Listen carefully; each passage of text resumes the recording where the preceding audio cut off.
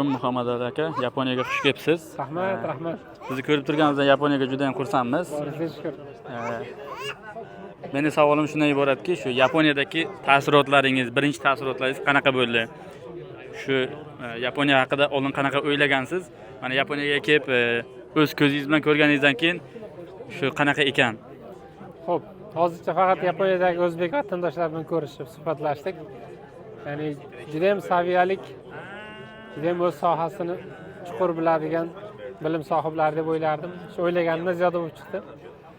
Qancha mana savollarga javob berishga harakat qildik. Savol egasini saviyasiga dalolat qiladi deyshadi. Ya'ni o'zbek vatandoshlarimiz ko'z tegmasin. Mabodo vatanga qaytib qolsa shu ko'ziga surtib, bitta jamoada maza qilib ishlaydigan kadrlardan bo'lishibdi.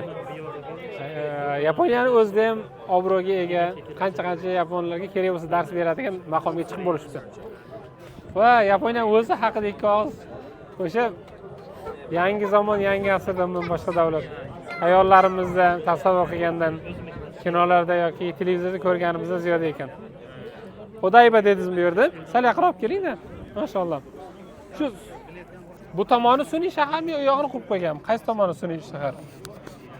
Ko'prikdan bu tomon. O'zim ham bitta mobil urib qo'ray. Mashalloh, mana qarang. Demak, o'sha Dubaydagi ko'prikning bu tomoni, mana shular hammasi suv ustiga qurilgan, o'zlari qilishgan, mashalloh. Voy, tarafi shahar. Ozod opani oldiga olib boramiz deydi. Qaysi Ozod opa ekan desam, Ozod haykallar ichgan ekan. Shunaqa. Mashalloh. Bu ham mashhur ko'prik bo'lsa kerak. Nomi nima bu? Rainbow Bridge deyiladi, o'sha Kamalak ko'prik. To'g'ri shukr. Rahmat. Alloh siylasin. UPG ni rosa havas qildim. Sho'ro akam, azizlar. UPG ni maqtab turibman deyman. Kimga maqtanyapsiz? Ikki og'iz gapirib bersangiz UPG haqida. UPG Kengaytmasi? Uzbek Professionals in Japan, ya'ni Yaponiyadagi o'zbek professionallarning birlashmasi.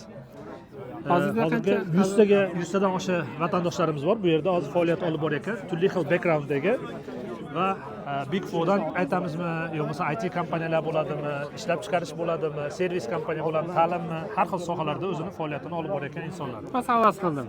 Buncha ziyolini, buncha mutaxassisni bitta joyga yig'ish katta ne'mat. Senga hozir mana biznes marafon tugab, elchixonada nima edi oti? Navro'z bayramlarini o'tkazib, endi kechga UPG'ning eng top menejerlari, CEOlari, mutaxassislari, biznesmenlari bilan birgalikda kechki ovqat tanovul qilib, suhbatlar qildik. Zo'r bo'lyapti suhbatlar. Yoqdimi sizga? Juda maza qildim. Ajoyib, xursandmiz. Yaponiyaga kelganlar uchun katta rahmat. Xudo xolasa mabodo kelmaganlar bo'lsa, yana kelinglar, ko'rishamiz, nasib qilsa. Katta rahmat. Aka sizga ham katta rahmat. Boriz shukr. Alloh siylasin.